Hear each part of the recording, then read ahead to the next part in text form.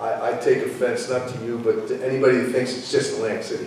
They are moving into mausoleums in a Jewish cemetery in Egg Harbor Township. There are encampments all over this county, right behind Gold Nugget Casino. Come on, folks. It's mental health related, all of it. And you want to know about homelessness and why our kids can't afford a home? Look up Black Rock Corporation. They're the largest holder of all our kids' properties. Thank you. So. All right, thank you. Our next topic is privacy protection. Please bear with me while I give some background information on this. As Christian mentioned earlier, the version of the immigrant protection package that Governor Sherrill signed into law on March 25th is a heavily watered down version of the package that was passed by the Senate and the Assembly in the last session. First, it includes a cooperation trigger that local law enforcement can notify ICE of a detainee's upcoming release if they are subject to a final order of removal. A final order of removal is not always the product of a hearing and can be issued administratively for reasons outside of the detainee's control. This rollback is serious, but the next two items in the bill will affect every person in our state who has ever been to a hospital or driven a car.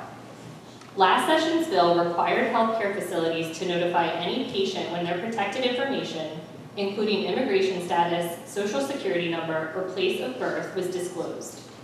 That protection was completely removed from the current version of the law, meaning a federal agency can subpoena your medical records without asking a judge, and you will never even know it happened. This will also apply to people coming into New Jersey to receive reproductive or gender-affirming health care. Finally, last session's bill limited sharing of automated license plate recognition data without a judicial order or warrant. The current version of the law adds an exception that this data can be shared with out-of-state law enforcement as long as they promise not to use it for immigration enforcement. These were not drafting accidents, they were choices. Given the weakening of privacy protections for all New Jersey residents as a result of the immigrant protection package, will you proactively pursue or support legislative amendments to restore stronger due process, privacy, judicial oversight, and enforcement penalties that protect all residents from data misuse and civil rights violations? And this is for Senator Palestina and Christian.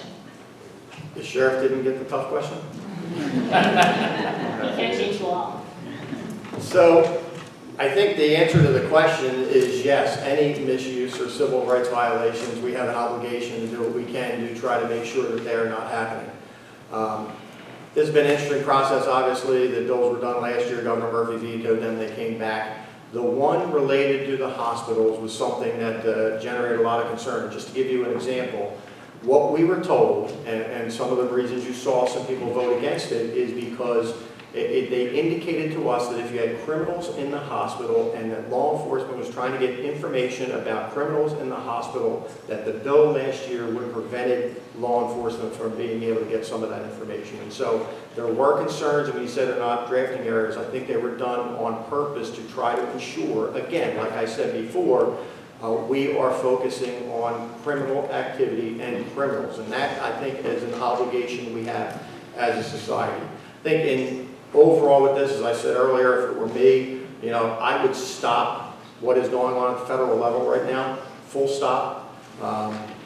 And I would then try to work with the governor and the states to try to work together with state, county, local law enforcement to go after and look for what we were told we were going to look for. If I was the governor, and Assemblywoman Rowan and I went back a little bit and forth on this before, if I'm the governor, somebody mentioned it earlier too, another piece of litigation.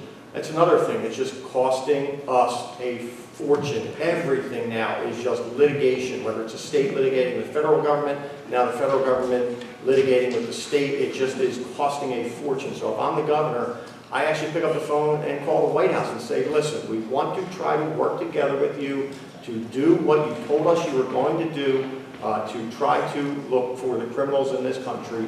And see, Assemblywoman Rowan said he's not going to listen. I mean, I saw, and I said this that day, I saw him with Mayor Mondani from New York, and they had a very collegial relationship. So I know everybody in this room probably thinks it can't happen, but I still think there's a possibility of trying to work together with everyone on this and stopping litigating everything. finally understand why I'm on this panel. It's because I have trouble sleeping at night because of politicians like Senator Palestina. And I really wanted this to, like, the first aspect, I had such high hopes because he spoke so eloquently, and so did Sheriff Tokyo Donahue. In 2025, there was approximately 8,300 immigration arrests in the state of New Jersey. 3 out of every 4 of those arrests, so like close to 75% of those arrested for immigration matters had no criminal record. So when Tokyo Donahue says things like eliminating the criminal element, the infiltration of our society, that's spinning a narrative that all these immigrants are criminals. And so what Senator Palestina, because I will respect him for being a senator, but I won't respect him because on A4070, the Privacy Protection Act that the original question was centered on, and A4071, he voted no on both pieces of legislation.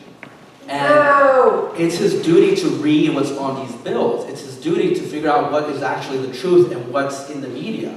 Both of these pieces of legislation, they weren't good enough for the most progressive immigrant activists, and I guess they weren't good enough for Republicans on the other aisle. But what at least they did, they protected the overwhelming majority of immigrants that come to this country to work, for a better life, for their children, that have no criminal records.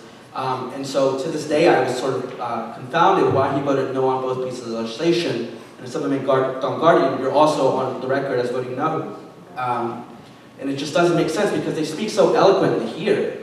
In public, like these words are truly amazing, but that's why I have trouble sleeping, because their words mean nothing. If at the end of the day, they vote with the party and they vote no on these pieces of legislation.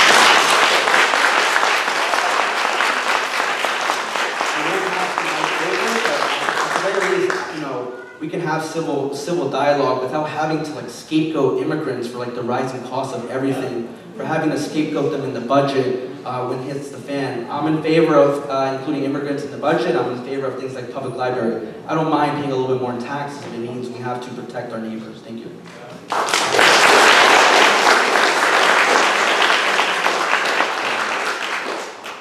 Are we doing lightning round for this?